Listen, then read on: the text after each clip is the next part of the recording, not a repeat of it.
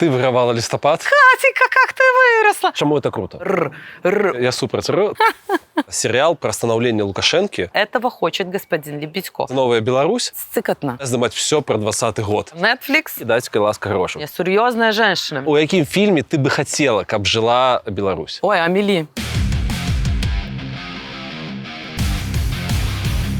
Гэта жыццё маліна меня па-ранейшым клічуць Мікіта Мелказёраў, і гэта нашы першыя натурныя здымкі ў Варшаве за гэты сезон. Госця рэжысёрка Мара Тамковіч, чый фільм «Пад шэрым небам» трапіў на вельмі прэстыжны нью-йоркскі фестываль Трайбека. Сёння мы размаўляем пра тое, што такое беларускае кіно, як і навошта яго здымаць, якім мусіць быць першы беларускі серыял і хто сыграе ў ім галоўныя ролі. Слава Украіне! Жыве Беларусь! Пачынаем глядзець. Давай закальцуем гэтую размову. І я першым чынам запытаю цябе, у якім фільме зараз жыве Беларусь. Як табе падаецца? Эксперимент. Патлумач. Ну, потому что наше громадство поделили на тюремщиков и вязняў. Так і живем. Давай паразмаўляем з тобой пра твой фільм.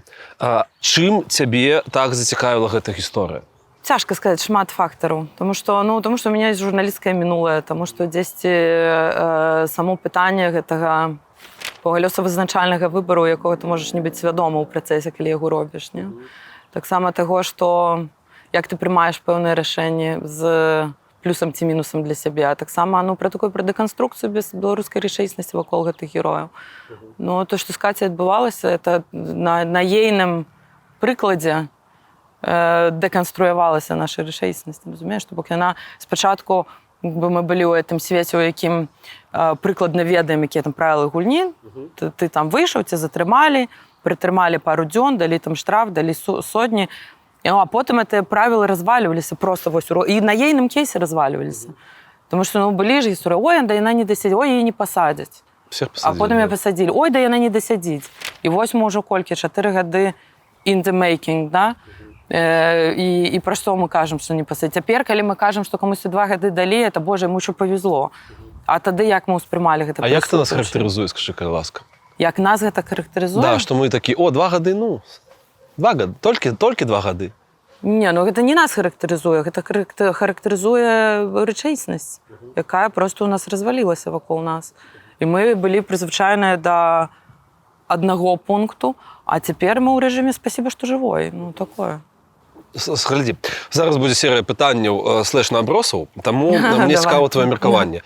Чаму твоё кіно гэта не эксплуатацыя болю? А што такое эксплуатацыя болю ў кіно? Падпытанне іншае. Сітуацыя знаходзіцца ў развіцці. Тая, вось якую ты апісала. Наколькі агулам маральна, этычна было пра яе здымаць? Ці сутыкалася ты з прэтэнзіямі на гэты конт? Яшчэ не, але я рыхтуюся да іх, таму што пакуль што фільм ніхто не бачыў. Давай патрэніруемся. Давай, нібыта я табе гэта прадавіў. Слухай, для мяне гэта не эксплуатацыя болю, гэта спроба справіцца з болем і перажыць гэты боль. І там, дзе... Ну так, у мяне гэта з гэтага месца выходзіць, спроба перажыць гэты боль і неяк таксама справіцца з сваім адчуваннем бездапаможнасці. Але канкрэтна ў гэтым выпадку, слухай, узорамі для герояў, гераіня гэтых фільмаў ёсць канкрэтныя людзі, яны не адлюстраваны адзін да аднаго, але гэта канкрэтныя людзі, канкрэтныя гэтыя людзі. І я запыталася іх, ці яны гатовыя, ці это для іх окей. Ну, ты запыталася праз Ігара Ліша, так? Ну, я запыталася Ігара, я запыталася Кацю праз яго. І, я Кацю не ведаю, але наколькі я змагла зразумець тую гераіню, якую я на яе падставе стварыла, мне падаецца, што для яе это вельмі важна, каб ейная справа, каб ейны кейс, каб ейны лёс не быў забыты. Бо гэта таксама нейкі такі падмурак веры ў тое, што гэта мае сэнс, што гэта кагосьці хранае, што ты там не сядзеш дзесьці забыты, нікому не патрэбны. Таму, у маім выпадку гэта канкрэтныя людзі. Мне падаецца, што гэтым канкрэтным людзям, якім, дарэчы, таксама, я думаю, не так лёгка даўся ўвесь гэты працэс і тое, што цяпер яны таксама мусяць жыць з фільмам, які не ёсць адлюстраванне іх жыцця адзін да аднаго. Гэта цяжкая штука, але такое, ведаеш, эксплуатацыя болю. Ну, табе ёсць, я так разумею, пра што падумаць яшчэ, да? Не, у сэнсе, ведаеш, ну, ёсць наконт эксплуатацыі болю ўвогуле ёсць такое тэрмін, над якім я думала недавно, размаўляючы з мексіканскай рэжысёркай, у іх у індустрыі ёсць такое акрэсленне на некаторых кшталт фільмаў, як poverty porn.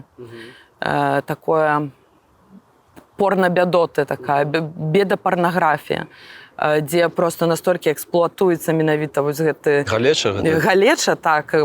Так. Ну, так. Сэнс у тым, што ты выклікаеш пачуцці, да? Да парнаграфічных памераў. Яна даводзіцца да проста такой эманацыі, да шок-кантэнту. Ну, маё кіно, па-першае, не шок-кантэнт, абсалютна. Хутчэй наадварот. Ну, ты сказала, што ты здымаеш не пра пратэст, а пра любоў. Ну, хутчэй пра кошт. Пра кошт і пра... Наступства таксама пра каханне у такім, ну, менш романтычным сэнсе, чым адразу мы сабе уяўляем. А патлумаш, калі ласка, эці вось градацыю. Кіно пра каханне, ну, то каханне рознае бывае, там, букетна-канфетнае каханне, а тут, ну, каханне, якое таксама, у гэтым ёсць праява кахання, у тым, каб прымаць цяжкія выбары другога боку і таксама разумець, што ты кахаеш у гэтым чалавеку і якія кампрамісы, напрыклад, могуць спрасціць тваё жыццё, але разбурыць тое, што ты кахаеш. Я даволі дзіўна сябе адчуваю, проста, што мы зараз з табой спрабуем зразумець матывацыю чалавека, які сядзіць за кратамі, і ці ты лічыш, што гэта быў нейкі свядомы выбар, тое, што рабіла Андрэева? Ці яна сапраўды рабіла крок у невядомасць? Ты сама сказала пра гэта, што калі, напэўна, яна заступала на гэтае дзяжурства нібыта, быў правіла такія, што калі на вуліцы цябе зачапілі, да, ты будзеш сядзець. Калі цябе проста там закрылі, ты пасядзіш там тыдзень, 15 сутак, умоўна кажучы. Такога трындзіца, як з ёй, яшчэ не было. Наколькі гэта пра выбар агулам? Я думаю, што ейны выбар пасля быў. Яна свае выбары пасля рабіла потым. Яна так само, але бачыш, мне няёмка крыху гэта абмяркоўваць у катэгорыі канкрэтнай ейнай матывацыі, таму што я ніколі не магла з ёй пагаварыць пра гэта і запытаць пра гэтыя матывацыі. Ці быў зроблены канкрэтна выбар свядомы, вось я іду на стрым на плошчу пераменаў і збіраюся сесць на 2 гады, канешне, не. Мы ў жыцці звычайна не робім такіх, потым штосьці адбываецца, ведаеш, такі ланцужок падзеяў. І гэта таксама шмат я пра гэта думала ў кантэксце кіно, што ты толькі постфактум пачынаеш адкручваць, дзе быў той лёсавызначальны выбар. А ў працэсе ты яго робіш гэты выбар і як бы і не спыняешся над ім, што вось я цяпер раблю выбар, які зменіць усё маё жыццё. Таму, это эфект бабачкі, да? Ну, такое крыху, так, такое крыху. Але ты, дэканструюючы кожны крок па чарзе, разумееш, што ў кожным з гэтых момантаў зрабіў адзін і слушны выбар, які ты мог зрабіць у тых абставінах, маючы тую інфармацыю. Але дзесьці па вось гэтым шляху, ну, яно так павярнулася. Ці яны былі свядомыя з Ігарам, што можа быць трындзец, умоўна кажучы, ну так, яны, думаю, абмяркоўвалі, і эта тэма прысутнічала. Якога маштабу будзе гэты трындзец, ну, напэўна, аж такога маштабу яны на той момант не ўяўлялі. Але, ну, рызыка была такім сталым элементам, які прысутнічаў. Я думаю, у свядомасці прысутнічаў так ці Я правильно зразумеў? Магчыма, я заблытаўся про фармулёўку, што табе бы не хацелася рабіць з Кацей нейкую рол-модэл. Гэта хутчэй пра тое, што у мяне няма, не было жадання, робячы гэты фільм, зрабіць помнік і зрабіць такую інспірацыю. Мы ўсе хочам быць як яна. Таму што у такіх гісторыях гэта заўжды, ведаеш, ну, пэўнае памінанне кошту, якім гэта прыходзіць. Гэта пэўнае памінанне кошту. Таму, ну так, гэта не такое, не эпічна-гераічнае кіно абсалютна. І ў гэтым сэнсе гэта не фільм пра рол-модэл, так? Ну, наколькі я разумею, што, наколькі я зноў ж такі, я інтэрпрэтую твои словы, і не вельмі атрымліваецца пакуль што, але дапамажы мне, калі ласка, што ты бы не хацела таксама нейкі не то, што культ ахвярнасці, но вось паказваць гэтую ахвярнасць таксама. Хутчэй мне не хацелася зрабіць кінапомніка. Таму што калі ты паспрабуеш стварыць образ, рол-модэл, ну, то бок звычайна ідзеш у бок таго, каб там спрасціць нейкія хібы гэтых выбараў, кошты гэтых выбараў, цяжкасць гэтых выбараў, ідэалізаваць крыху чалавека, які свае выбары робіць, і надаць гэтаму такога патасу, які мусіць мець заряд на тое, каб натхняць іншых, ведаеш, гэтым такім пляцапомнікавым атмасферай, эмоцый. І тут хутчэй проста ў жанры. То бок гэта не да таго, што я не лічу, што Каця ролевая мадэль. Не, это не пра гэта. Это пра тое, якое кіно я хацела зрабіць. І гэтай помнікавасці Я намагалася пазбягаць просто усялякім коштам. Ты б хацела з ёй пазнаёміцца? Канешне. Не ведаю, пра што бы ты хацела з ёй паразмаўляць? Слухай, мне сніўся сон. Упершыню мне прыснілася Каця, менавіта як бы чыста як Катя. Адносна недавно, што Катя приехала на прэм'еру фільма. Мне было ж так сцыкатна. Як чалавек успрымее. У мяне вельмі асаблівы быў досвед таксама нашых знаёмстваў з Дашай Чульцовай. Распавядзі, калі ласка. Зараз, чакай, зменім тэму. І ў гэтым кіно такая Катя, такая вельмі, ведаеш, спагадлівая, спакойная, з такім святлом. І я памятаю мае думкі ў сне, што яна ўсё гэта прайшла, ўсё гэта вытрымала. І я разумею, там цяжар гадоў, яна крыху малодшая за мяне, але яно дзесьці там ёсць, але дзесьці цяжар гэтага досведу, не? І ён бачны ў вачах, але на гэтым усім такая спагада. Карацей, такі сон у мяне быў. Спадзяюся, што ён спраўдзіцца. Давайце, хай так будзе. А знаёмства з Дашай Чульцовай, слухай, атрымалася на такім топе эмоцый, таму што мы спрабавалі дамовіцца сустрэцца проста тэт-а-тэт і пазнаёміцца асабіста. І не атрымалася.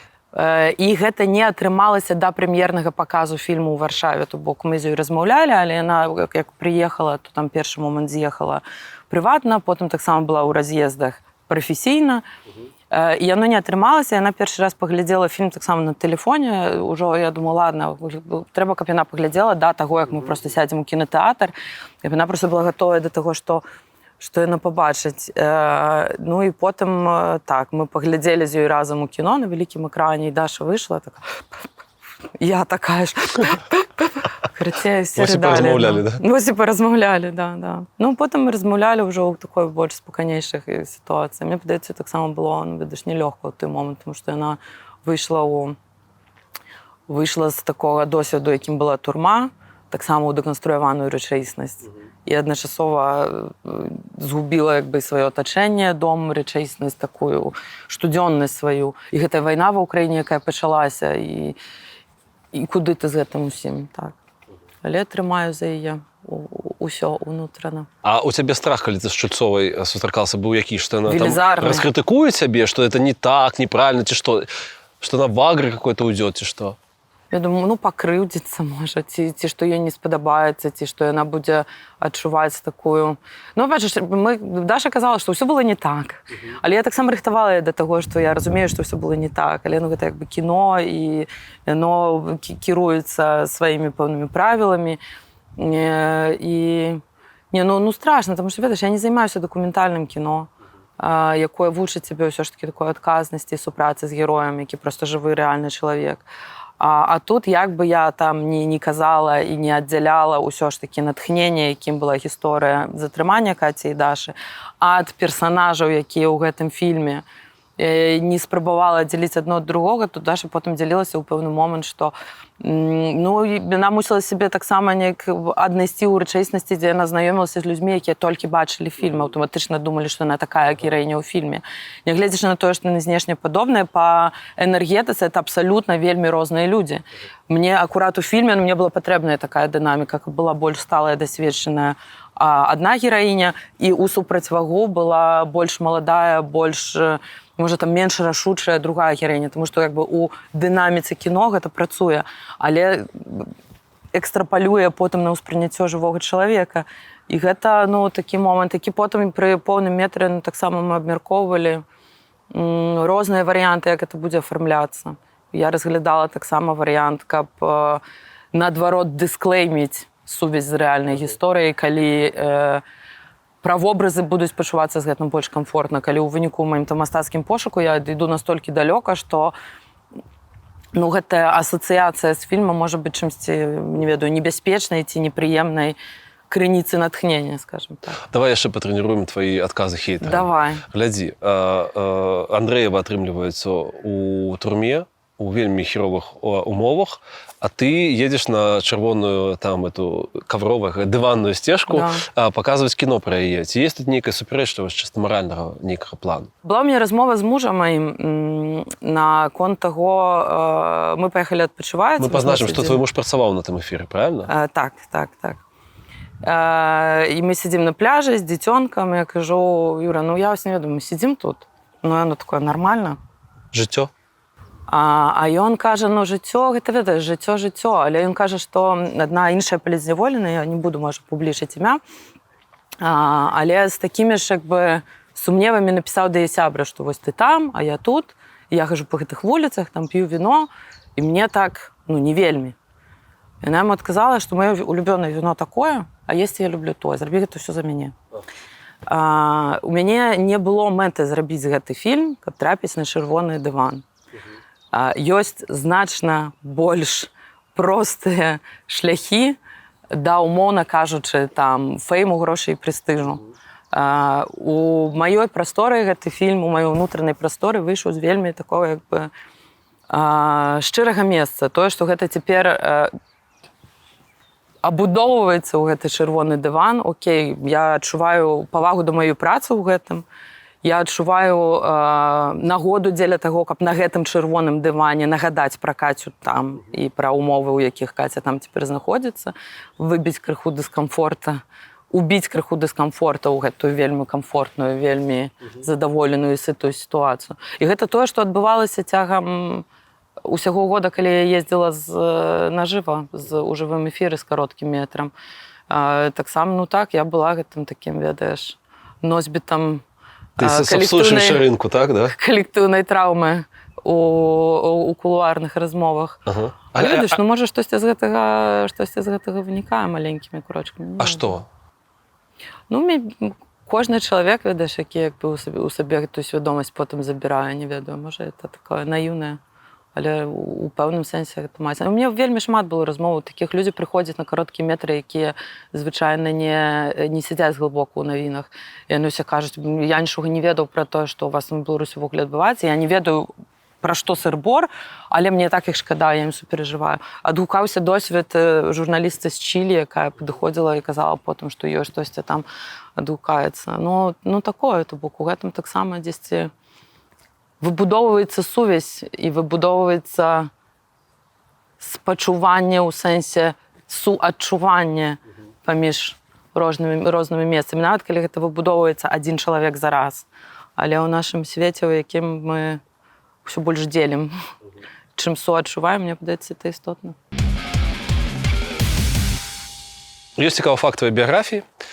Ты выгравала лістапад, і ты выгравала яго... Добра, прилетела ўся біяграфія перад вашыма на секунду. І выгравала яго з кіно, якое, я так разумею, па тваім каштоўнасцям, ну, табе адпавядае. Гэта фільм «Дачка». Пра фільм не запытваю пра як здарыўся лістапад. Мы адправілі заяўку і нас узялі. Навошта табе гэта было? Навошта мне гэта было? Слухай, ну я вучылася кіно тут у Польшчы, у сэнсе, як бы, кінаразвіцця, яно адбывалася ў Польшчы. І мне хацелася таксама, каб некія мае фільмы, якія тут у польскім кантэксце ствараліся, можа паспрабаваць таксама, каб іх паказалі ў Беларусі. Я папрасіла, канкрэтна на лістапад, я папрасіла кінашколу, каб яны туды адправілі. Таму што, ну, мне хацелася, мне было цікава, ці возьму, ці не возьму. Я нікога асабліва не ведала, нікога не ведала, хто гэтым фестывалем займаўся. І не была абсалютна ў кантэксце беларускай кінатусоўкі. Але, ну, мне бы так. Гэта было дзіўныя часы, 18-й, калі не памыляюся, год. На гэтым кінафестывалі ты, на гэтым фестывалі Дар'я Жук з крышталём. На маі сённяшнія мазгі мне падаецца, што яны маглі взяць дачку, маюцца на ўвазе там беларускае нейкае кіраўніцтва, і паказаць, глядзіце, як у Польшчы ўсё кепска з гвалтам. І вось таму мы адзначым гэтае кіно. Ці я перакручваю вельмі. Ты кажаш пра ўзнагароду? Да, так. Узнагароду прызначала журы, якое абсалютна не складалася з чыноўнікаў.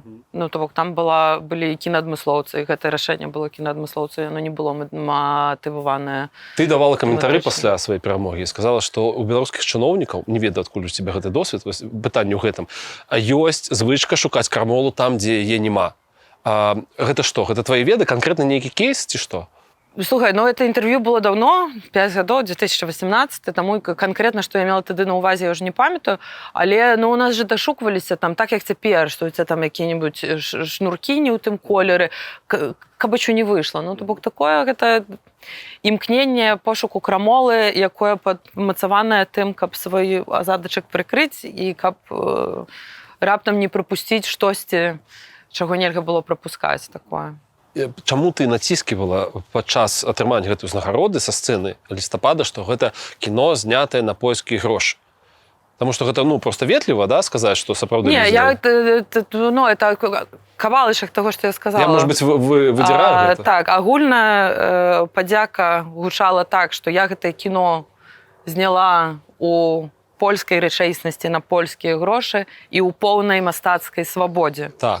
І ты пажадала гэтай самай свабодзе Беларусі? І гэтая свабода, гэта істотны элемент таго, каб кіно магло існаваць. То бок это в піку гэтым чувакам было сказано, па сутнасці? Ну, крыху так, таму што это адбывалася ў момант, калі, зноў ж такі, я ўжо не памятаю, каго канкрэтна не ўзялі на лістапад, хтосьці зняўся. Там змянілася дырэкцыя, нешта такая, структура змянілася? Не, дырэкцыя была тая ж самая, але быў штось, можа, это з дрыгай было, што яны залезлі ў нацыянальны конкурс і там хацелі зацвярджаць, каго туды прапусцяць, каго не прапусцяць, кагосьці не прапусцілі, хтосьці спрабаваў там пратэставаць на знак салідарнасці. Ну, карацей, як бы быў цяжкі за кошт таго, што спрабавалі ўмяшацца ў аўтаномію арганізатараў, якія выбіралі стужкі. Ну, быў такі напружаны момант вакол гэтых пытанняў цэнзуры, што з цяперашняга пункту гледжання падаецца проста нейкім такім аповедам пра Луну. Ну, то бок, што нам тады падавалася ўмяшальніцтвам. Як ты ставішся да дрыгі? Я не ведаю, дзякуй Богу. А вобраз сам менавіта? Каларытны. Чаму лістапад гэта ў прынцыпе было важна, нават у тым выглядзе, у якім ён раней існаваў, будучы акрэдытаваным, маючы міжнародную акрэдытацыю? Слухай, ну лістапад гэта была імпрэза, якая была ў стане прыцягваць у Беларусь таксама вялікія прозвішчы, замежнае кіно, якое вельмі не проста было ў Беларусі паглядзець па-за фестывальнай пляцоўкай настолькі вялікай. Ну, гэта быў таксама фестываль, які рэпрэзентаваў нас, які функцыянаваў міжнароднай свядомасці. За 10 гадоў, якія ён існаваў пад кіраўніцтвам Art Corporation, я лічу, што ён зрабіў вялікую справу для беларускага кіно. Гэта магло неяк прасоўваць саму Беларусь? Канешне. Якім чынам? Ну, па-першае, людзі прыязджалі да нас, аўтары гэтых фільмаў прыязджалі да нас, іх запрашалі. Па-другое, таксама нашы праграмеры ездзілі на іншыя фестывалі і шукалі сабе кантэнт. Ну, такім чынам убудоўваецца прадстаўніцтва краіны ў міжнародную індустрыю. Калі твая краіна проста ніяк нідзе не рэпрэзентаваная нічым, ну, то проста ці няма. Окей, ёсць, напрыклад, Польшча, 40 мільёнаў насельніцтва. Так. Гэта адна сітуацыя. Такая краіна, як Беларусь, з 10 мільёнамі насельніцтва, можа браць для сябе нейкую рол-модэл? Ці існуе яна? Можа быць, табе падабаецца нейкая нацыянальная сістэма кінематографа, якая дазволіла бы нам развівацца? Ведаю, што пры такіх пры меншых рынках збыту ў сэнсе глядацкім патэнцыяле, ну, тут ёсць, я думаю, дзве мадэлі. Это краіны Бенелюкса, якія таксама так аб'ядноўваюцца ў адно і спрабуюць набраць эту крытычную масу сваім аб'яднаннем у адно. Або таксама балцкае кіно, якое, зноў ж такі, аб'ядноўваецца ў адну такую вытворчую дзесьці там структуру. Ты калі ты казала, што нам трэба шукаць натхнення на Балканах. Чаму менавіта ў той творчы твой перыяд ты казала пра Балканы? Не ведаю. Не памятаю. Ты давала прыклад, што туды едуць здымаць Games of Thrones. Окей, пра гэта. Ну, што мы можам браць так? Мы можам браць прыклад з Балкана ў тым сэнсе, што наш тэхнічны творчы патэнцыял можам прапанаваць як сервіс, гэты сервіс будзе прыносіць нам грошы ў індустрыю, і гэта, як бы, можа даць потым нейкі буст тым кіношнікам, якія будуць у нас на тэрыторыі працаваць. Але, ну, зноў ж такі, это было хутчэй за ўсё ў кантэксце. А ты можаш мне патлумачыць? Окей, гісторыя пра тое, што, калі не памыляюся, это была Харватія, дзе там здымаліся некаторыя сцэны Games of Thrones. Гэта поспех Балканаў? Ці гэта поспех проста, ну, прыехалі чувакі з, не ведаю, хто там прадакшн? Ну, это поспех Балканаў, тому што кожная нацыянальная кінематаграфія таксама імкнецца стварыць адмысловыя умовы на тое, каб у гэтай краіны прыязджалі, рабілі сервісы. Гэта робіць Польшча, так званы cash rebate, то бок сістэма вяртання грошай за тое, што сістэма вяртання адсотку грошай за тое, што ты выдаткуеш свае фінансы тут на тэрыторыі Польшчы. Яны ў любым выпадку прыязджаюць сюды, трацяць свае грошы, вы даеце ім зніжку, але ў любым выпадку, то бок, мог быць 0. Большая частка, мог быць 0, а засталося 70% таго, што яны тут выдаткавалі. Ім гэта зручна, ім гэта выгадна фінансава, таму што яны гэтыя 30 атрымалі абратна, нам гэта выгадна, таму што тыя 70 яны пакінулі тут. Пры гэтым, ну, таксама звычайна, калі прыязджае сервіс, ён прынамсі, калі прыязджае прадакшн замежны, ён прынамсі частку людзей наймае тут на месцы як І яны сервіс. адукоўваюцца, да? Ну, яны таксама працуюць на праектах іншага маштабу, тому што у Польшчы няма праектаў маштабу Game of Thrones, так? Частку Чарнобыля HBO здымала ў Вільні. Так. Што Вільні ад гэтага? Я не ведаю канкрэтна, на якіх яны умовах гэта здымалі, то бок таксама ёсць яшчэ... Не, просто я хочу гэта все перасунуць умоўна, кажа. Вот яны здымалі там Чарнобыль, і яны здымалі там частку 4-й сезон Stranger Things, турму лукішскую менавіта. Каб перакінуць гэта неяк на Беларусь, дзеля чаго, чтобы што? Ну, тут можа быць розная матывацыя. Чаму ў Вільні? Таму што шукалі падобную, у сэнсе, чаму ў Літву паехалі, бо на іх лініі здымалі сам Чарнобыль. Таксама, у сэнсе, саму станцыю. І шукаюць лакацыі. Гэта таксама тое, што прапрацоўваюць лакальныя кінаінстытуты, як правільна замежнікам прадставіць магчымасці локейшанаў на канкрэтных тэрыторыях. Я думаю, што ў Беларусі вельмі крута з дзікімі месцамі. У Беларусі вельмі крута з патэнцыялам на гістарычнае кіно, на савок таксама. Што яшчэ? Ну, як бы так вось цяпер я это выкідаю, вось гэта дзве такія базы. На такое глыбока гістарычнае кіно, ну, цяжка, таму што ўсё пабурылі ўжо амаль, няма просто на якой базе здымаць. Ну, у Польшчы там ёсць замкі, якія можна выкарыстоўваць. Мне падаецца, што кайфова, што растуць мясцовыя спецыялісты і натхняюцца, што умоўныя рол-модэлы прыязджаюць да іх, і яны паказваюць, як яны працуюць. Ну, гэта яшчэ, ведаеш, таксама магчымасць набіць руку на просто тым, чаго ты не можаш зняць. Я працавала на адным нямецкім серыяле, які здымаўся часткова ў Польшчы. І ты прапрацоўваеш у другім маштабе пэўныя рэчы. І глядзіш, як это робяць іншыя, як працуюць іншыя мадэлі. І гэта вялікі досвед, з якім ты потым застаешся тут з гэтым сервісам. Ну, глядзі, ось зараз Беларусь, я сабе скажу, агучу сказ, ты мне скажаш, што ты адчуваеш, пакуль я гэта кажу. Беларусь з'яўляецца здымачным павільёнам для Расіі. Што ты адчуваеш на гэты конт?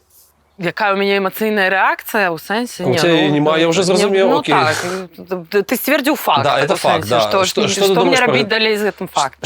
Ну, а што рабіць? Это добра, это сумна, гэта як? Значна больш сумна, чымся тое, што Беларусь з'яўляецца здымачным павільёнам для Расіі. Гэта тое, што Беларусь з'яўляецца ваенным павільёнам для Расіі. Калі мы вырашым праблему ваеннага павільёна, я думаю, са здымачным мы таксама разбярэмся. Які беларускі фільм трэба зняць проста тут і цяпер? Любы. Любы? Хоць які. Кожны беларускі фільм, брава кожнаму, хто давёў яго да канца і фіналу. Якім павінен быць першы фільм за дзяржаўныя грошы ў Новай Беларусі? Першай рэчу за дзяржаўныя грошы ў Новай Беларусі павінен быць кінафонд. Окей. І потым мы самі разбярэмся, якія будуць фільмы. Пра што павінны быць беларускія серыялы? Беларускія серыялы павінны быць, кропка. Ці магчыма зняць беларускі серыял а-ля Netflix? Я думаю, так. Пра што? Пра паўстанне дыктатуры ў Беларусі, пераломныя 90-е. Ага, у цябе ёсць нейкі топ-серыялу? Топ-серыялу? Не, ну ёсць такія, які мне падабаюцца. Мы прыйшлі ў бок серыялу, у якіх не будзе пра суворае аўтарскае кіно. Мне падабаецца «Чорная люстэрка», я глядзела «Хоумленд». Я шмат глядзела серыялу, мне падабаецца. Што мне яшчэ падабаецца? Ну, это «Game of Thrones» я таксама глядзела. Я не глядзела. Але, ну, да паловы мне падабалася, потым уже так сабе. Ёсць, дарэчы, такая штука, якая вырасла з кінатэрмін, які вырас з Game of Thrones, які называецца «Sexposition». Гэта спосаб на тое, каб увесці нудны бэкграунд герояў у межах секс-сцэны. То бок, калі ты трэба распавесці, што мы ў 6-м пакаленні, 500 тысяч лет назад, драконы там змагаліся з тым-то, а тым-то, ну, доціна проста слухаць, это немагчыма, але разабрацца доўга. То гэта укідаецца ў секс-сцэну, і такім чынам быў пабудаваны так. Даў нам з'яву секс-позішн. Калі мусіш штосьці нуднае распавесці, то так. Цікава. Я разумею, які стылістычныя правкі нам патрэбны ў нашай шоу. Окей. А вось, слухай, вось ты вучылася, шмат чаму вучылася ў кіно, а вас вучаць секс здымаць? У нас было такое практыкаванне, якое мы мусілі зняць на першым курсе, якое называлася эротыка, так. І не ведаю, якія там асноўныя правілы? Не, ну ніхто не вучыць, разумееш, ты не кажуць, што бяры, здымай так. Фішка акурат варшаўская кінашкола. А ты прыносіш гатовы? Ты сняў і прыносіш гатовы? Так, ты сняў, прыносіш гатовы. І потым, як бы, вы абмяркоўваеце, смотрыш, глядзіш, што працуе, што не працуе. Ну, але тут, зноў ж такі, пытанне, вядома, часамі лепш паказаць, увогуле, гэта універсальнае правіла. лепш паказаць менш, калі ты не можаш больш паказаць праўдзіва. Это тычыцца сцэнаў з сексам, сцэнаў з бойкамі, сцэнаў, у прынцыпе, любых. Калі ты не можаш паказаць добра там пагоню на машынах, просто не паказвай яе. Прыдумай, як это абысці, зазначыць, так, каб было зразумела, што яна там ёсць, але просто каб не пазорыцца, таму што калі штосьці паказана дрэннае, оно табе... Гэта значна горш, чым сітуацыю, якой штосьці не паказана ў прынцыпе. Актор на ролю Александра Лукашенко. Вельмі цяжка это. Як там казала, што ёсць клікбейтныя? Не, ну мы можам адказваць на гэтае пытанне так, альбо як бы сур'ёзна будзем задаваць гэтае пытанне, альбо не сур'ёзна. Ну, калі сур'ёзна будзем задаваць гэта пытанне, ну то так, па-першае, для мяне гэта не можа быць амерыканскі англасакскі акцёр, хутчэй за ўсё заходняя Еўропа таксама не, таму што ну і пытанне Лукашенка якога перыяду? То бок цяпер ці там у 90-х? Ну ты хочаш здымаць серыял пра пераломную. Ну вось, у 90-х гэта мусіць быць хтосьці з такім патэнцыялам маламестачковага гопнічка крыху, але пры гэтым са стрыжнем моцнай улады ў вачах. Ёсць у мяне адзін беларускі акцёр, пра якога я думала, што можна было б з яго вылепіць. Але я не ведаю, ці это нармальна яму такую падкласці свінтуса цяпер у, можна сказаць, прямым эфіры сусветнага Ютуба. Але так, это мусіў бы быць акцёр з нашых рэгіён. Не, хто? Да. Ну, я б спрабавала Лёшу Сапрыхіна. Я б з ім спрабавала лепіць маладога Лукашенко. У Лёшы ёсць шоу, ён там шпіц белы размаўляе з людзьмі, вельмі прикольна, падпішыце, калі ласка. Окей, а это был сур'ёзны адказ, так? Не, ну не сур'ёзны, якімі Саша Барон Коэн, но он уже сыграл. Ну, такое. Окей. Акторка на ролю Ціхановскай. Марына Юрэвіч, цяпер Якубовіч. Это сур'ёзны адказ? Это сур'ёзны адказ. Я пра гэта сур'ёз падумала. Калі паглядзець на ейную карцінку цяпер вонкава, то знешне, то яна, конечно, і можа падацца адразу непадобнай, тому што вельмі такая характарыстычная фрызура. Там самае блізкае, як все, большасць меркавання, што это дробыш, прыблізна там на яе падобна. Але гэта ж не пра падабенства, разумееш? Тут такая штука, што... Ну так, але пра Крысціну я, ведаеш, чамусь не думала, тому што яна мне калісьці сказала, што яна ўжо не хоча быць акторкай. То я паважаю такія жаданні. Ну не то, каб не дыскваліфікаванне, ну это чалавек рашыў, чалавек мае права. Okay. Але, ведаеш, у Крысціне, калі параўноўваем дзве дзяўчыны, у Крысціне менш патэнцыялу на тое, каб я паверыла у яе домахазяйку, да. А Марына мае гэты дыяпазон. Okay. Я думаю, што яна б справілася. Клікбейтны какой? Які адказ? Клікбейтны адказ Меган Фокс. Окей, каго б ты выбрала на ролю сябе? Меган Фокс.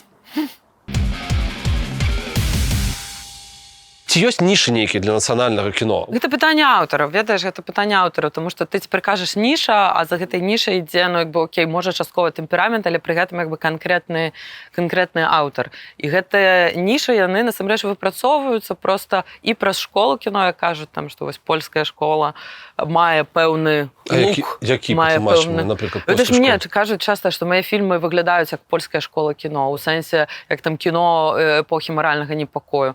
Такая псіхалагізаваная гісторыі, там, ну, у колерах візуальна. Ну, цяжка, ведаеш, як і пісаць вайб. Ну, вось ёсць такі вайб, што ты бачыш гэта, таксама як балканскае кіно, ну, ёсць такі балканскі вайб. Але гэта бярэцца і з працэсу адукацыі, проста, як бы, у чым ты фармуешся, што ты глядзіш здесь, як ты з гэтага вырастаеш. Ну, таксама як скандынаўскае кіно. Яно такое адметнае, асаблівае. А як гэта пачынаецца? Просто у хтосьці, умоўна кажучы, адзін аўтар выстрэлівае, і людзі спрабуюць адпавядаць, рабіць нешта паспяховае, і ў выніку гэты сплав атрымліваецца? Не, я думаю, што гэта працэс выхавання густу, ну, так як ты проста культурнага кантэксту, так як, не ведаю, мексіканскі культурны кантэкст і перавагі там у кантэнце. Ну, там вся эта жарсць, эмоцыя, да, і сага на рэн, гэта Скандынавія. Ну, вось, ну, так, я не думаю, што это мае нейкі, ведаеш, такі выразны пачатак і канец. І заўжды ў гэтай плыні будуць аўтары, якія ў гэтую плыню не пасуюць абсалютна, якія там пра штосьці зусім іншае, не? Такое таксама будзе. Ну, то бок, там у фестывальнай Еўропе заўжды будзе хтосьці, хто будзе здымаць там слэшер, хоррор класы Z. Ну, будуць такія людзі таксама. Клас Z это што? Это калі пра Расію, калі здымаюць? Может быть. Ты сказала, у вас был такое нешта такі раунд-тэйбл, круглы стол нейкі, у вас был Дзіма Міцкевіч, яго на Белсаце праводзіў, і ты там сказала, што магчыма, Беларусі трэба ісці не ў геройскае кіно, а ў антыгеройскае. Да, о, так, это наш жанр. Ты не паглыбіла думку, паглыбі, калі ласка, і зараз. Ну, слухай, мы краіна вельмі красамоўных злодзеяў, такіх каларытных злодзеяў. Ну, так вот адзін, і потым дрыга там каля дзе-небудзь будзе. Ну, это ж такі, это крыніца вельмі такога самабытнага матэрыялу, выкарыстаю гэтае слово. Якое адметнае.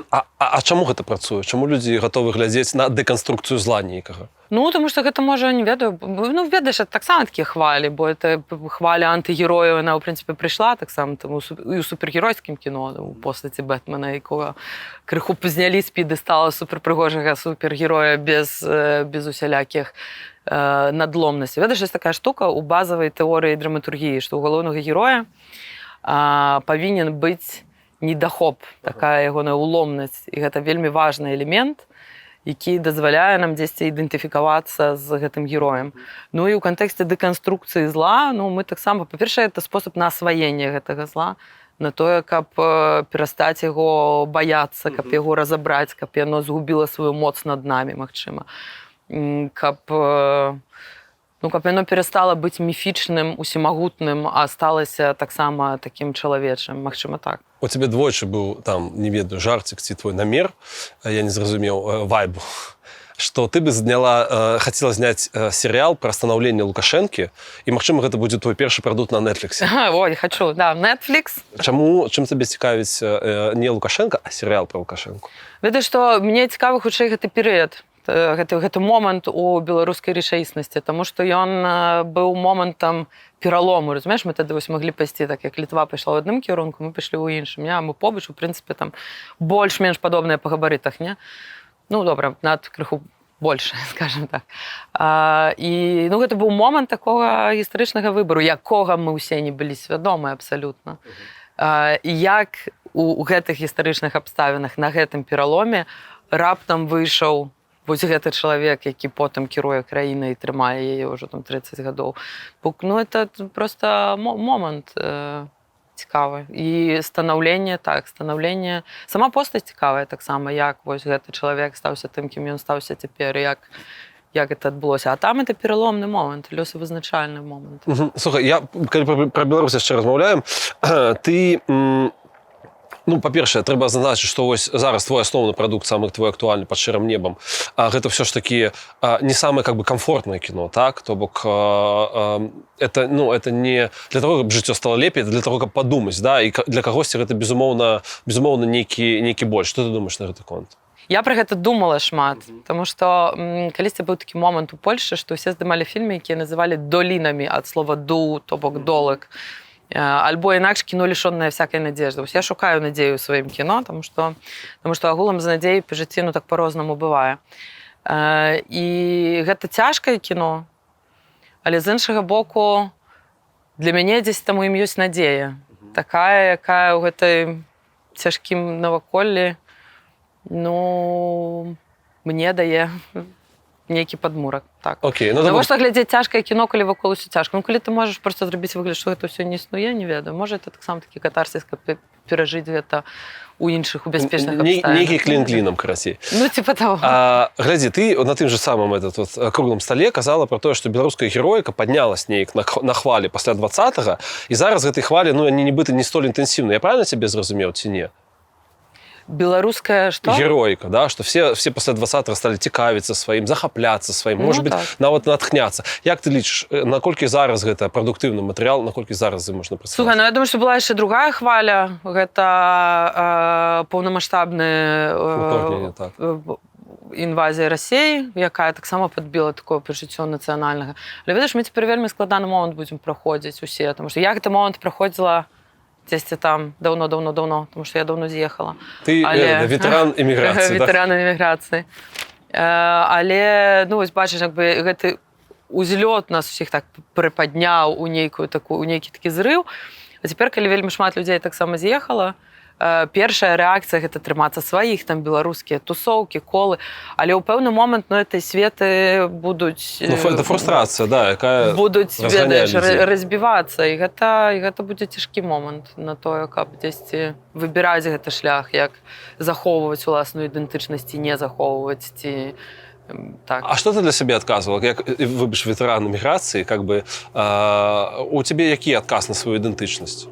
Слухай, у мяне быў вельмі розны шлях праз гэтую ідэнтычнасць, і парадаксальна... Праз даліну? Ну, праз даліну, так, праз даліну. Парадаксальна я змагла як бы камфортна да яе вярнуцца ў момант, калі яе на нейкі момант пакінула. Не ў тым сэнсе, што я там не прызнавалася, што я беларуска, гэта як бы не пра гэта, а пра тое, што я, пераехаўшы ў Польшчу, шмат гадоў працавала ў беларускім кантэксце. Працавала на Еўрарадыё, на Белсаце, на Еўрарадыё, ну, то бок 6-7 гадоў, якія на той момант, гэта былі, ну, такія, ведаеш, даўгія гады, калі так. тебе там 17-24, гэта, ну, вельмі такі інтэнсіўны час. І адчуванне забетанаванасці у віртуальнай рэчаіснасці іншай краіны, калі ты фізічна ў іншым месцы, і адсутнасць свайго такого фізічнага месца тут на глебе. Яно мяне даконвала, яно мне перашкаджала, і таму толькі ў момант, калі я пакінула у пэўным сэнсе беларускі кантэкст, сышла абсалютна ў польскую індустрыю, у кіно, у якім навучылася быць і знайшла сабе месца у польскім кантэксце, у якім я сябе таксама комфортна пачуваю, як частка, як чалавек, які дзесьці прыналежаць, разумееш? Я іду на тусоўку, я ведаю гэтых людзей, я адсюль, яны ведаюць мяне, то бок я адчуваю гэтую супрыналежнасць. І на базе таго, што ў тым месцы, дзе я фізічна жыву, я пачала таксама адчуваць, што я да гэтага месца належу. Значна прасцей мне было таксама потым адбудоўваць гэтую маю пакінутую беларускую ідэнтычнасць і намагацца іх спалучаць у адно. Цяпер я лічу, што іх дзве. Ну, то бок такое, замест нуля, замест чужой сярод сваіх і свой сярод чужых, хаця крыху таксама ёсць. У тебя паадзінкі, да? У мяне так, я спрабую, каб это было адзін-адзін. У біяграфіях я прапісваю польска-беларуская рэжысёрка, каб не было гісторыі, ці это там польская рэжысёрка, народжаная ў Беларусі. Ой, вот ад мяне бесіць. Я не магу, мне заўжды унутры ў мяне ўсё бунтуе, калі мне пачынаюць так ідэнтыфікаваць. А дзеля чаго? Але адваротна, ну таксама, я разумею, што сказаць выключна беларуская рэжысёрка, ну не, таму што ўсё ж такі рэжысёрская сфармаваная тут, і я тут даўно жыву, і это вялікая частка у тым ліку і таго, што ёсць на экране. А для чаго захоўваць эту беларускую адзінку? Не, у мяне этого не пра захаванне. Это я не пра тых, хто там пілінгнуе, ведаеш, нашы беларускія абряды. Я не пра гэта. Нават на ўзроўні бытавым не адмаўляцца ад таго, што я не там... Не, ну просто я не магу, ну, то бок, это просто сутнасць твоя, разумееш, это немагчыма, это не выбар, адмовішся ты ад гэтага ці не. Ну, то бок, я ведаю таксама гісторыі людзей, якія вельмі хутка хацелі стаць новымі палякамі, там, немцамі, новымі палякамі, немцам, кімсьці яшчэ, але заўжды, ведаеш, за гэтым ёсць прычына, за гэтым ёсць вялікая крыўда, за гэтым ёсць вялікая крыўда на рэчаіснасць, якая нейкім чынам іх патрактавала, не ў пэўны момант. Ну, цябе Беларусь не настолькі пакрыўдзіла, да? Типа, я разумею, что это просто уже, ведаешь, это токсичная сувязь, якую не разорвать. Все. Просто треба прийняти яе у сабе, і просто так ёсць. Не, ну я якби паўжартам, паўсур'ёз. Але ведаеш, у Беларусі ёсць таксама бонус. У сэнсе, беларуская рэчаіснасць мае вялікі бонус. Таму што у нас я росла ў месцы, дзе быў вельмі выразны зладзей. То былі белае і чорнае, і оно было такое. Былі сілы зла, сілы добра, оно было вельмі адназначнае. І вельмі адназначна гучала дзесьці там светлая мэта, калі мы да яе дойдзем, будзе вам шчасце. Ёсць куды ісці, да? Ёсць куды ісці, ну ты кірунак понял, все, і туды работаем. А калі я прыехала ў Польшчу, ну тут ужо яны ўжо сваёй будучыню прыйшлі. І тут такое адчуванне свайго фокуса, свайго цэнтра у людзей майго пакалення, якім не трэба было ўжо, ведаеш, тут змагацца за выжыванне, якія пачыналі не цаніць тых магчымасцяў, якія яны мелі, якія пачыналі наракаць на гэтую там вольнасць. Ну, у іншых штуках яны жылі, у іншых выгод. У нас это фокус быў такой. Прынамсі, нам не трэба было там разбірацца і сумнявацца, хто плохой, хто хороший. Все было чётенько, понятно. Что у тебе беларускага засталося? Ну, акрамя таго, што палякі рагочуць твайго акцыя, як ты кажаш, на пляцоўцы. Не, ну Они що? змягчають, да? У них от проміжок Акція, акція. ну так, вони криху інакше. А ти акція. Ну так, нормально, Працуем, все да. почули сразу. Что у меня засталося беларускага? Слухай, ну, усё.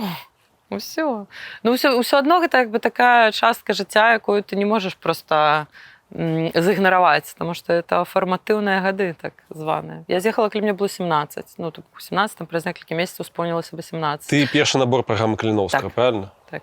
Окей. Я хочу скончыць пра Беларусьфільм. У нас, пакуль мы рыхтаваліся... Скончыць? Да, скончыць Беларусьфільм. У нас нарадзіўся такі жарт, што калі вось тут і цяпер, акуратна пасля нашага з табой інтэрв'ю, запісу маецца на ўвазе, здзяйсняецца новая Беларусь, то Беларусьфільм, замест таго, каб здымаць усё пра Вялікую Айчынную вайну, пачынае здымаць всё пра 20-й год. Ці можа здарыцца вось такая вось фіксацыя? Можа здарыцца, чаму не? Слухай, ну, у прынцыпе, 20-й год гэта вялікая неадпрацаваная яшчэ траўма. І гэтая фіксацыя, калі ты выбіраеш гэтае слова, яна ёсць і будзе яшчэ нейкі час у праектах, якія паўстаюць. Таму што там, ну, пра Другую сусветную вайну здымаюць таксама і цяпер у Польшы. Просто ты мусіш шукаць такія angles, так, такія перспектывы, якія ўжо будуць больш вышуканымі. Да. Пра Другую сусветную вайну Джонатан Глейзер зняў зону інтарэсаў. Пра нямецкую сям'ю, якая жыве, ведаеш, і кветачкі сажае на фоне Освенцева.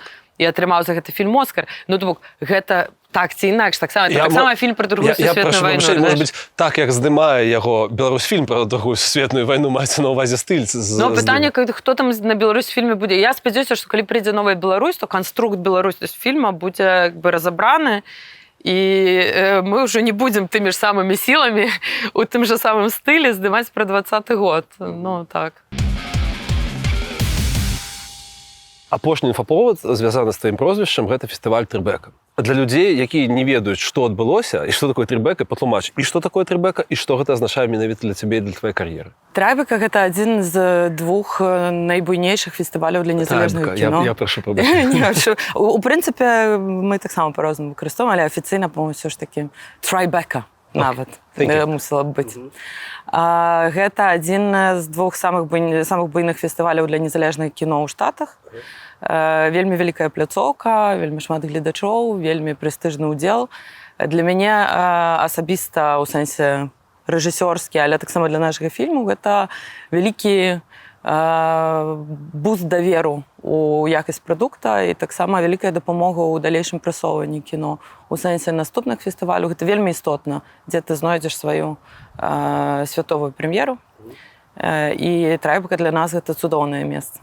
Я правильно разумею, што асноўны буст ужо адбыўся. Сам факт таго, што вы дабраліся ў Нью-Йорк, гэта, ну, большая частка гэтай перамогі. Ну, для мяне так, конечно, так ёсць, таму што нас адабралі з проста нейкай неверагоднай колькасці фільмаў у конкурсе. А неверагодна гэта колькі? Агулам на Трайбеку было пададзена 13 016 стужак.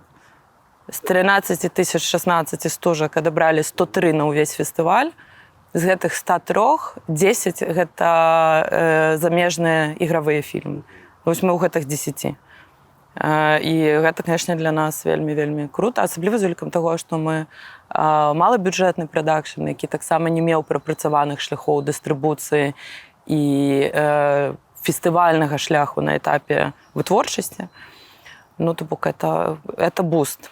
Зусім інакш мы размаўляем цяпер пра дыстрыбуцыю, пра продаж і зусім іншыя перспектывы. То бок, ты хочаш сказаць, што з гэтага кіно можна зарабіць будзе? Мне не. Чаму? Ну, таму што у мяне так падпісаныя дамовы, я не зарабляю на продажы кіно гэтага канкрэтнага. Але, ў прынцыпе, это далей нюансы ўжо польскай кінавытворчасці, калі мы будзем у яе ўваходзіць, бо тут у вялікім адсотку фільмы фінансуюцца польскім кінаінстытутам. У тым ліку гэты фільм быў прафінансаваны польскім кінаінстытутам на 90%. Это 900 000 злотых, так? Так. І сістэма такая, што спачатку ты вяртаеш грошы, па-мойму, на прамоушн, якія выдаткаваныя, то бок з прыбытку ад продажу. Потым вяртаюцца грошы інвестараў, прадзюсараў, а потым, калі ты зарабіў панад гэта, ты мусіш вярнуць датацыю польскаму кінаінстытуту.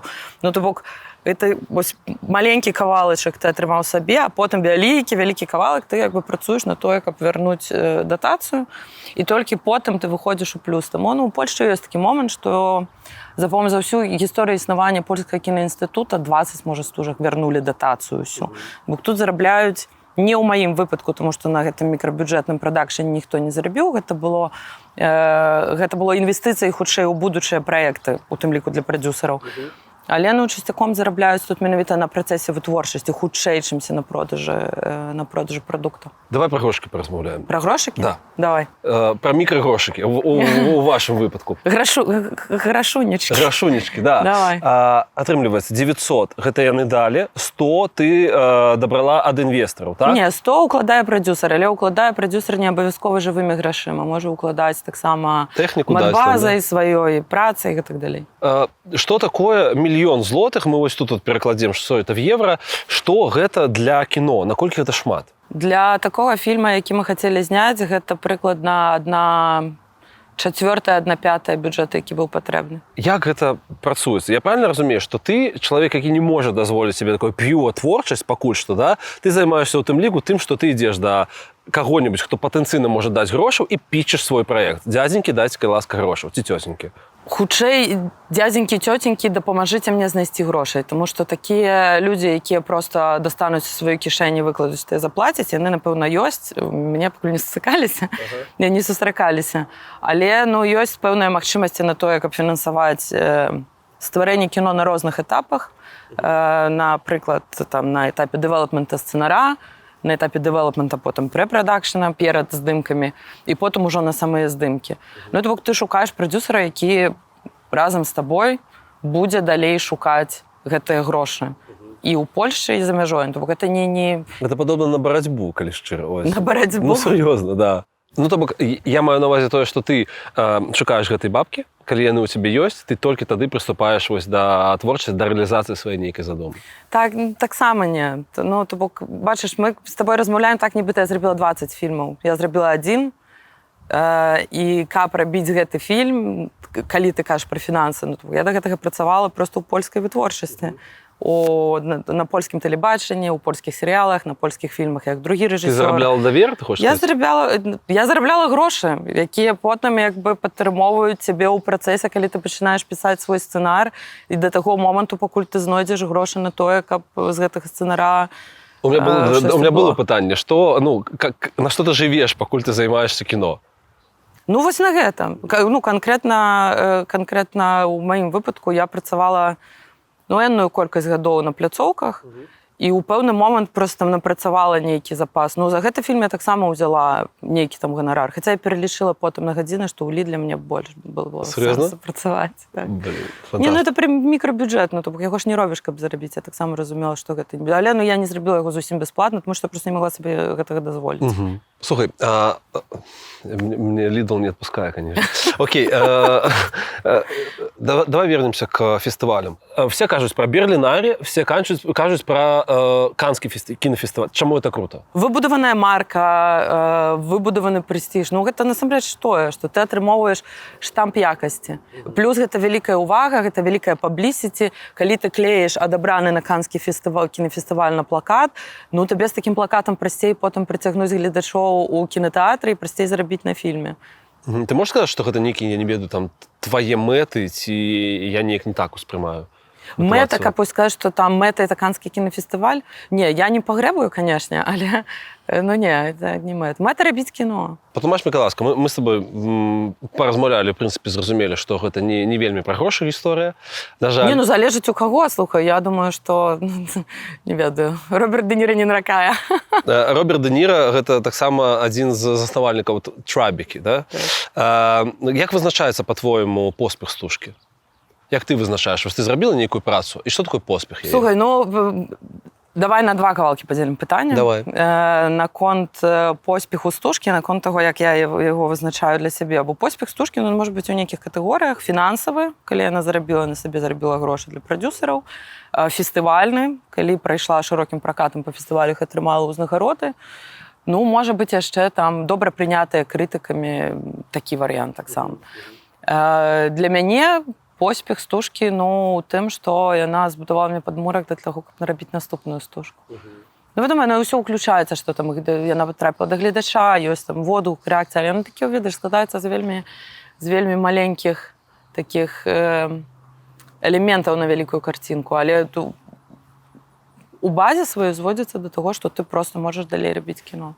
Потому что это безлітасны бізнес. Таму што вельмі шмат людзей хоча рабіць кіно, гэта кіно вельмі дарагое.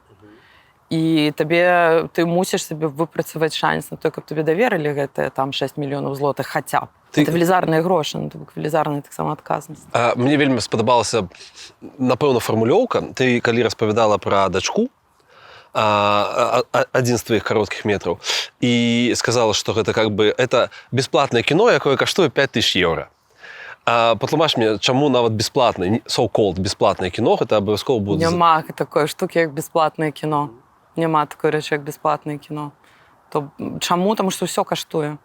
Каштуе паліва. Ну, это просто гісторыя, што ты прыйдзеш у краму, вось, ты можаш на бясплатнае кіно мець то, што бясплатна дадуць у краме. На што дамовіўся, на то, як бы... Вяртаючыся к Лідлу, да? Гэта будуць рэкламовачкі, хутчэй за ўсё. Гісторыя пра Лідл. Не, ну, слухай, таму што ёсць...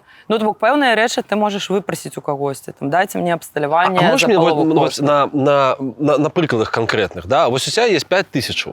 На што мы выдаткавалі 5000? Ты зняла 27, там, амаль 30 хвілін свайго твору.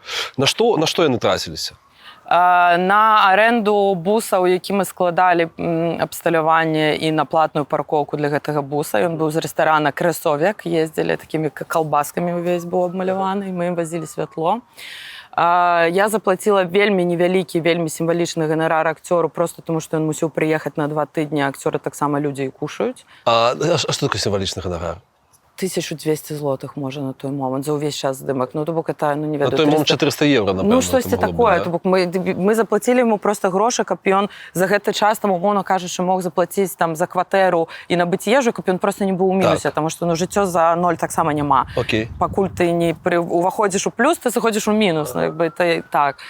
Мы заплацілі за здымкі ў шпіталі за дэзінфекцыю паверха, хаця сам аб'ект нам далі бясплатна. Ежа на пляцоўцы для ўсёй каманды гэта тое, што мусіш забяспечыць. І гэта тое, што каштуе. Ну, есть нейкая абязалаўка, наколькі я разумею, па правам там трудящихся, умоўна кажучы, у Польшчы просто. Вось гэта павінна быць. Ну так, але таксама ты просто прывозіш людзей на 12 гадзінаў на здымкі, і ты не можаш марнаваць іх час на тое, што яны паедуць паесці самі і сабе будуць это арганізоўваць. Просто на гэта няма прасторы. На што мы яшчэ трацілі гэтыя грошы? Да, па-моему, на ўсё, ну, вось усё. Таму што ўсе аб'екты у нас былі бясплатна, увесь постпрадакшн у нас быў бясплатна, апроч шпіталя, дзе мы мусілі заплаціць за гэтую дэзінфекцыю. Абсталяванне мы ўзялі бясплатна, касцюмы мы ўзялі бясплатна, ну, то бок, это бясплатнае кіно за 5000 еўра. Прадзюсар, які мне дапамагаў тады рабіць гэты фільм, ён да гэтага працаваў у рэкламе, ён на пэўны момант мне тэлефануе, кажа такі: слухай, ну я ўсё пралічыў, карацей, вось я тут склаў нам каштарыс, і калі ўсе будуць працаваць бясплатна, в 100 000 злотых мы ўкладземся 25 000 евро приблизно, да? От, а мы знойдзем актораў, тут цікавая роля, яны ўсе зробяць гэта. Ну, такое. У выніку мы ўклаліся ў 5, мусілі ўкласціся ў 5, тому што, ну, просто няма іншага варыянту. Але таксама было з поўным метрам, тому што, ну, это... Ну, слухай, а вот я правильно зразумеў, што вы его вельмі как-то шчыльна і сцісла здымалі, гэта простое, што трэба было эканоміць? Але ў сэнсе, чаму? Што, поўны метр цікавы? Да, поўны. Поўны метр мы здымалі, таму што па умовах фінансавання ад польскага кінаінстытута у нас быў год на тое, каб скончыць фільм. І самі здымкі акурат не былі шчыльнымі ўвогуле, таму што мы здымалі... Это ёсць падручнікавыя прыкметы, як не рабіць мікрабюджэтнага кіно. То бок, все, што тебе вучылі, ты зрабіла не так. Мы зрабілі інакш вынікаў, не, не, ну, але крыху так. Там мала аб'ектаў павінна быць, простыя там акцёры, простыя аб'екты, ну, ўсё было не так. І больш затое мы расклалі на траншы, на, як бы, серыі, расклалі здымкі. Гэта вельмі незручна, таму што, ну, камандам, гэта людзям тэхнічным, якія пры гэтым працуюць, ну, это разбівае расклад.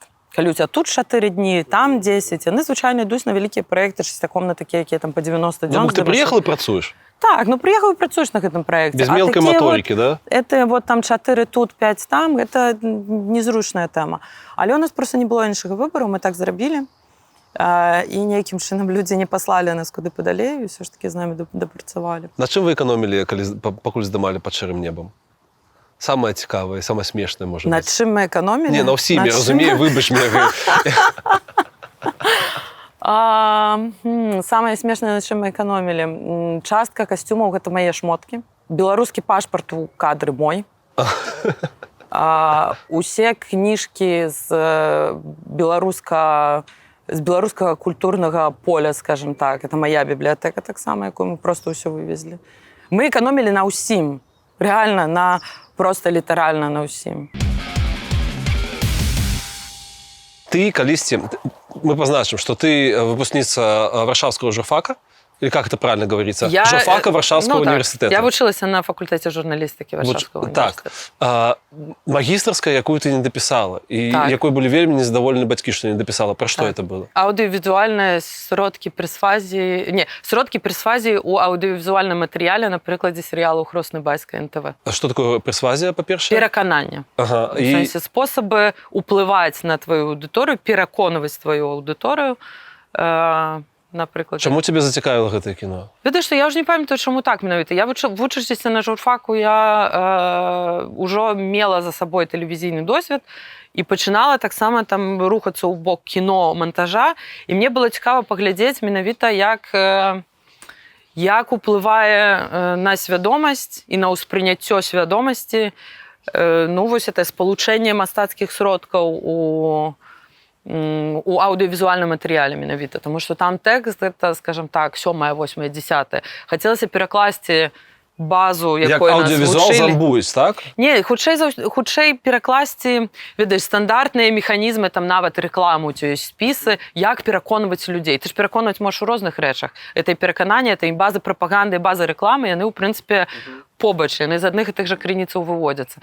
Мне было цікава, каб паглядзець і праверыць, і акрэсліць, і назваць прыёмы, якія выкарыстоўваюцца менавіта ў аўдыёвізуале за кошт таго, што апроч слова у цябе ёсць яшчэ картинка. Можна прывесці прыклад, што калі, напрыклад, ідэя, тое, што там апісвалася у гэтай працы, было прасачыць, як пэўныя словы спалучаюцца з пэўнымі карцінкамі.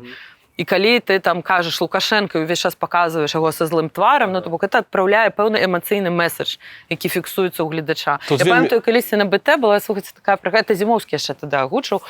Было это падчас вайны на Балканах, і яны працытавалі нейкае інтэрв'ю Лебедзькі, які сказаў, што вось, там Беларусь мусіць зрабіць тое, што там зрабілі сербы ў кантэксце Слабадана Мілошавіча, якого адправілі ў Гаагу. Так.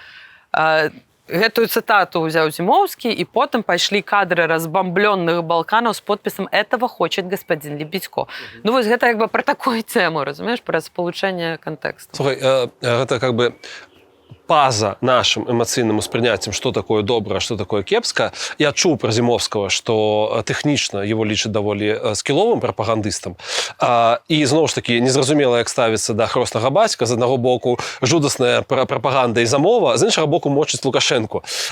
Чаму гэта якасна, патлумач мне? Чаму яны класна спрацавалі? І наколькі гэта? Я не ведаю, наколькі яны класна спрацавалі, але яны былі яскравым матэрыялам для аналізу. То бок там гэтыя прыёмы былі вельмі выразна бачныя. То бок тое, што я ўзяла гэты матэрыял як аналіз, зрабіла гэта не таму, што гэта было класна. Зрабіла гэта таму, што гэта быў прадукт з кантэксту, які мне цікавы, вельмі выразна паказваў гэтыя канкрэтныя механізмы. Вельмі цікава было назіраць за зменай наратыву таксама ў гэты момант з боку Расіі, таму што яго там пачалі мачыць у канкрэтным кантэксце са спробай вымусіць канкрэтныя штукі. Таму гэта было магістарская праца. Чаму ты не дапісала яе? Я яе дапісала, слухай. Самае крыўднае, што я яе дапісала. Я пісала магістарскую працу. Я напісала першы драфт, якой было там 150 сторонак, таму што я ўжо калі пачала пісаць, то ўжо пачала пісаць. І літаральна 3 дні пасля таго, як я скончыла пісаць гэтую працу, я пайшла на ўступныя іспыты ў Варшаўскую кінашколу. Мяне пазорна, ганебна выгналі, не ўзялі, со словамі, вы здыміце што-небудзь сваё, і можа тады. Я на гэтыя іспыты пайшла без глыбокага пераканання, што я гатовая ўжо быць рэжысёркай і хачу, а выйшла з глыбокім перакананнем, што я гэтым седым дзедам пакажу. Это так кажуць, у кіно сцэны павінны скачвацца. Так, выходзіш в адным стане, а выходзіш... Менавіта, стан быў абсалютна выразны. Было такое, я прыйду, пагляжу, але хутчэй за ўсё пайду, можа, бантаваць вучыцца, а выйшла з перакананнем, ніхто не будзе мне казаць, што я не змагу. І я паступіла ў верасні, яшчэ першы курс, пасля першага драфту там яшчэ ідуць папраўчыя працы. І цягам першага курса я вучылася на дзённым у кінашколе, працавала на Еўрарадыё і спрабавала папраўляць гэтую магістарскую. За гэты першы курс Я просто апупела ад гэтай колькасці працы, і на моманце, калі мне засталося реально паправіць памылкі арфаграфічныя, я просто здалась. Ну, я вось здалася. Я адпусціла, то я дайшла да моманту, якім я разумела, што яшчэ крыху я здохну, і адпусціла штуку, якую просто не выцягнула на той момант. Пытанне, магчыма, параўнаць адчуванні. В мяне вельмі патрапіла твоя фраза наконт таго, што ты пакінула журналістыку, праз тое, што сутыкнулася з адчуваннем, што пішаш адзін і той жа тэкст. Літаральна так было, или быў яшчэ нейкі паверх дадатковай эмоцыяў? Не, абсолютно літаральна так было. А яшчэ тэкст, які не мае ніякага значэння ўжо заўтра. Ты пра гэта, пра тое, што на адзін дзень Што яно, вось, ты уклаў там усё, і яно прылецела, і ўсё. А чаму адзін і той жа тэкст? З-за таго, што нічога не мяняецца глобальна, ці што? З-за таго, што нічога не мянялася, з-за таго, што мы, як журналісты, не мелі ўплыву на кантэкст. То бок мы паўтаралі адны і тыя штукі у бясконцасць. А з іншага боку, таксама, таму што калі ты працуеш у мас-медыа, такім шырокім мас-медыа, ты мусіш арыентавацца на сярэднестатыстычнага свайго там гледача, чытача, слухача. І, адпаведна, нават калі ты там робіш праграму пра эканоміку, ты не можаш зайсці занадта глыбока ў дзебры, таму што людзі проста не будуць разумець, пра што ты кажаш. Гэта нікому не будзе цікава. І ты заўжды вымушаны заставацца на ўзроўні максімальнай зразумеласці і раскладання на пальцах. Заўжды мусіш рабіць пазіцыі, што гэтую тэму там ніхто асабліва не ведае. Ну і таму у цябе проста куды табе рухацца? Ну, альбо трэба сыходзіць у нейкую такую, ведаеш, супернішавую журналістыку, якая будзе цікава вузкаму, шыроко известна в вузкіх кругах. Журналістыка для журналістаў, да? Так, такая вузкая вельмі штука. Але тут была абарваная для мяне такая самая галоўная сувязь, адваротнага інструменту ўплыву на рэчаіснасць, таму што журналістыка для гэтага існуе, каб таксама фармаваць рэчаіснасць як чацвёртая ўлада. А ў нас гэтая пупавінка была перарэзаная, і мы такія самі сабе там, а так нельга, а так дрэнна, а это дрэнна. І потым, як быў бясконцасць, мы кажам, вот, Беларусь на мяжы эканамічнага краха. І потым падкладаем там голас Леаніда Заікі, які тлумачаць, чаму мы на мяжы эканамічнага краха. Альбо іншых трох экспертаў, якіх па коле мы пыталі пра адно і то бок ты разумееш, як мы працуем. У нас быў таксама спіс канкрэтных людзей, якім мы тэлілі за клікбейтным загалоўкам, калі просто был галяк з тэмамі, быў там дэпутат, які яшчэ размаўляў на той момант з Еўрарады, і мы просто тупа яму тэлефанавалі, таму што ён заўжды штосьці нагаворыць так, што ў загаловак можна паставіць. Сэнсу з гэтага не было ніякага, у сэнсе уплыву на грамадска-сацыяльныя працэсы. Але, вось так. Твоя праца ў медыях распачалася з псевданімам Нальшанская. Так. Это Кашмяны мае нейкую... Ну так, рэгіён Ашмяны, Гальшаны, рэгіён, адкуль паходзяць мае бацькі. Гэта таксама нейкі амаш, там, падзяка бацьку, так? Я выбірала псевданім, таму што, разумееш, я была маладой журналісткай, дачкой вядомага журналіста. І мне хацелася, каб усё ж такі людзі, якія са мной размаўляюць, можа, не адразу, прынамсі, ведалі, што каб за мной не ішла спадчына у добрым, агулам у добрым сэнсе, але для мяне на той момант, як чалавек, які шукае сабе сваё месца, так, хацелася быць, я памятаю, быў такі проста, я працую на тэлебачанні, сур'ёзная женщина, мне 19 гадоў, мяне апранулі, намалявалі, я вельмі сур'ёзная, і такая, рыхтуюся да майго палітычнага інтэрв'ю ў жывым эфіры, і заходзіць палітык, які быў знаёмы з маім татам, такая, Катенька, как ты выросла? Ну і разумееш, уся моя сур'ёзнасць просто лопаецца, і вот такое. Таму, так, з аднаго боку хацелася адрэзацца ад таго, што гэтыя людзі памятаюць мяне як дзіцёнка, але пры гэтым пакінуць гэтую сувязь, у сэнсе, каб таксама дзесьці быў знак таго, што это не адразанне ад той спадчыны, якую тата мне даў. А как Катя стала Марай? Как Катя стала Марай? Нам на Еўрараду сказалі выбраць псеўданімы ўсім. І трэба было выбраць. Ось прозвішча я выбрала такім чынам, а Мара, Мара, певіца Мара была руская такая калісьці. Як імя мне таксама падабалася, што ёсць у гэтым, ведаеш.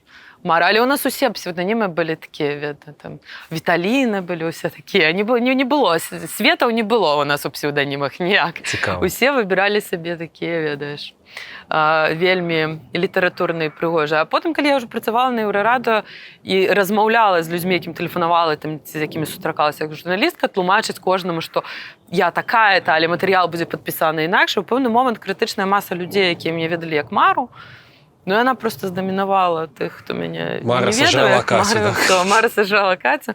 Хаця, ну, з імем Кацю у мяне былі такія складаныя адносіны. Мне не хапала р у гэтым гучанні. То быў такі таксама пэўны перыяд, калі мяне называлі Рына. Ну, як ты разумееш, я супраць р, таму пра твайго бацьку у Баш, ты давала Баш інтэрв'ю на смерць бацьку. І там было сказано, у пэўны момант стаў самым дарагім журналістам Беларусі. Што маецца на ўвазе? Што за гісторыя? На яго падаў суд Чаргінец за абразу. І яму там это аўтар жанра ментовскі раман. Яму прысудзілі нейкую велізарную суму, якая на той момант была рэкордная, якую трэба было выплаціць як кампенсацыю.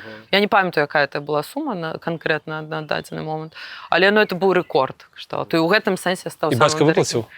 Выплацілі, але выплацілі з дапамогай журналісцкіх арганізацый таксама. Ну, то бок это не была такая штука, якая выплачвалася наўпрост там з хатняга бюджэту. Я правильно разумею, што ты не змагла прыехаць на развітанне з бацькам? Не змагла прыехаць. Я разумею, как бы глупа задаваць пытанне, наколькі гэта цяжка, но што ты перажывала ў той момант, як гэта было ўсё? Слухай, ну я ведала, што так, я ведала, што так будзе. Я прыехала, тата памёр 4 сакавіка. Калі мы ведалі, што яму ўжо засталося не шмат, напрыканцы восені яму там ужо давалі тыдні.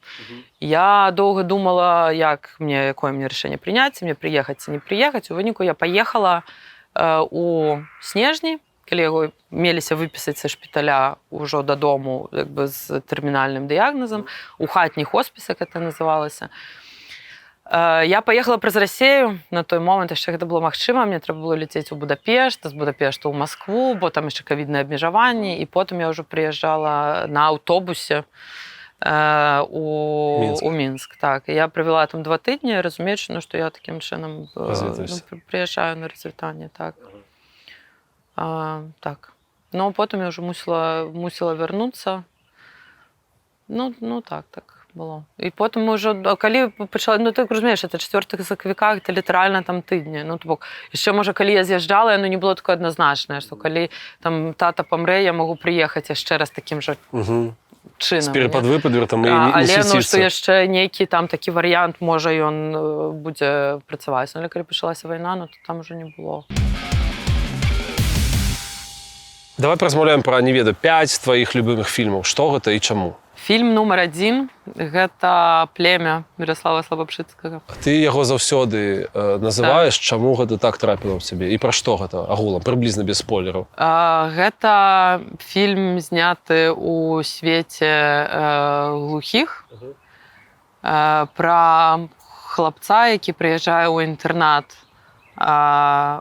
пераязджае ў інтэрнат, трапляе ў школу з навучаннем інтэрнатам. Пра што? Пра каханне, пра брутальную рэчаіснасць. Вельмі шмат узроўняў. Я прызнаюся, што я цалкам глядзела гэты фільм 1 раз і больш, напэўна, ад пачатку да канца не прыгляджу, але настолькі... Асноўная фішка гэтага фільма ў тым, што яны размаўляюць на мове жэстаў і няма перакладу таго, пра што яны размаўляюць. Няма ні подпісаў, ні тэксту, ну, то бок ты проста глядзіш, занураешся ў гэты свет, і там вельмі шмат ідзе дыялогаў, якіх ты не разумееш спачатку. Потым ужо пачынаеш крыху разумець нейкія жэсты, інтэрпрэтуеш сітуацыі. Але, ну, так, это для мяне кіно пра тое, як штосьці прыгожае можа прабіцца ў вельмі непрыгожым, у брутальным свеце. Ён вельмі далікатна гэта робіць, вельмі далікатна адчувае, як не пераціснуць жэсцю, у сэнсе такое, ведаеш, такімі візуальнымі сродкамі, якімі ты можаш падбіць жэсць.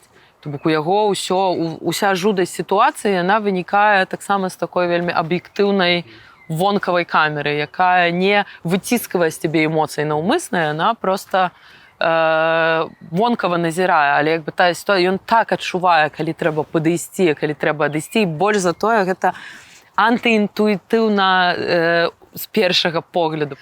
І першая інтуіцыя ў некаторых сітуацыях, такіх мегаэмацыйных, была б такая, што падысці, а ён, наоборот, адыходзіць. І з гэтай дыстанцыі якую стварае, ну яно падбівае. Ну, з пункту гледжання рэжысёрскага гэта такі мой фільм-гуру. Я заўжды на ім з яго спрабую цягнуць натхненне на пабудову асабліва даўгіх кадраў. Я б хацеў, каб нехта з такім захапленнем пра наша інтэрв'ю распавядаў. Добра, 2. 2. «Каханне Ханеке», якое паказвае, што фільм у адной кватэры можа быць фільмам проста шэдэўрам. 3. «Чорны лебедзь» 3. Ну, гэта пра Зарановскага, у прынцыпе, да пэўнага моманту быў такі момант, што я яго лічыла, называла, ідэнтыфікавала як улюбёнага рэжысёра.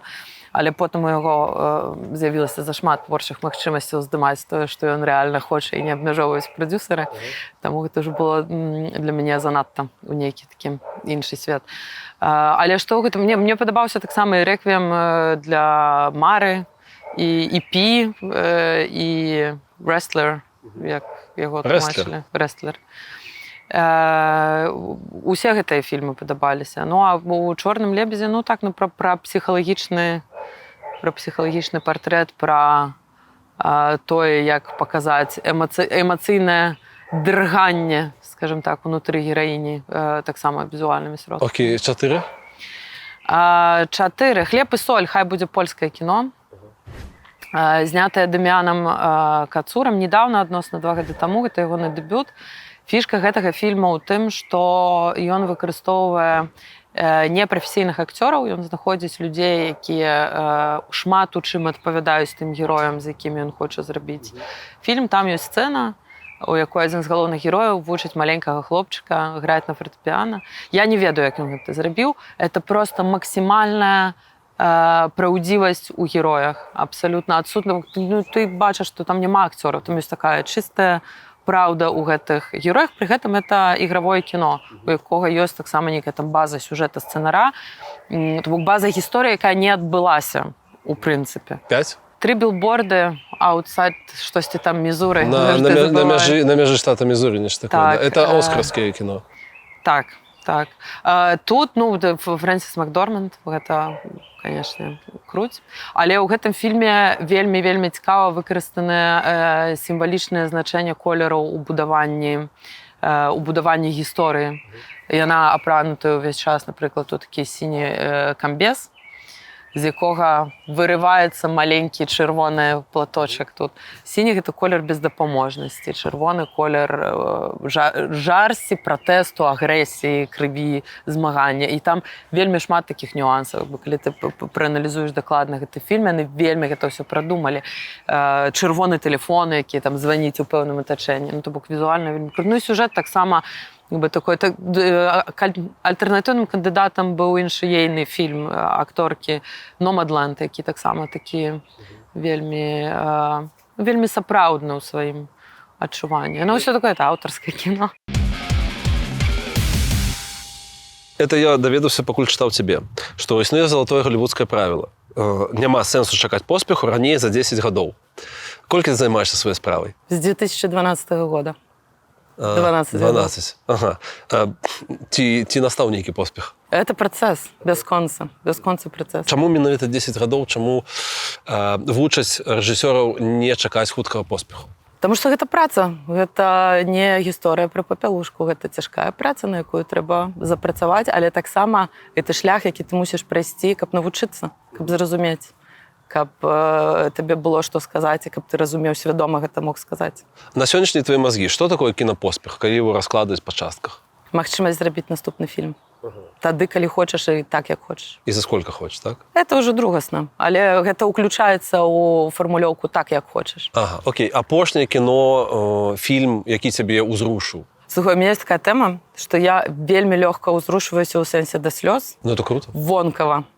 Пры гэтым мне вельмі мала што падабаецца. Я магу плакаць на рэкламе мыла, літаральна. Я аднойчы плакал на рэкламе мінералкі, но гэта азначало то, што у меня была расхістаная сістэма, я шмат п'ю тады. Это не лічыцца, это не рэклама. Можа, мне трэба пракантраляваць, колькі я п'ю. Не, я п'ю не вельмі шмат. Сорі, это не было намёк. Таму, ну, у сэнсе такого глыбіннага ўзрушу. Я глядзела кароткі метр на фестывалі, які быў вельмі кранальна і вельмі праўдзіва знятыя гісторыі пра тое, як пара спрабуе зацяжарыць, іх не атрымоўваецца. Як іх змаганне за тое, каб іх быў дзіцёнак, пакрысе разбурае іхнае вельмі такое пяшчотнае і сапраўднае не інстаграмнае каханне. Якую песню ты напіваеш апошнім часам? Якую песню? Мой дзіцёнак паглядзеў нейкі страшны расійскі фільм. Не ведаю, як яна яго ўвогуле вычапіла. Але там была такая песня синий краб, ты приснился мне во сне». І вона його напіває. І хочемо того ці ні, ми так само все його напіваємо. Окей. Хто ти з кіносусвету Гаррі Поттера? Хотілося б, звісно, сказати Гаррі. Ну, але так, галоўнае, каб не Волдеморт.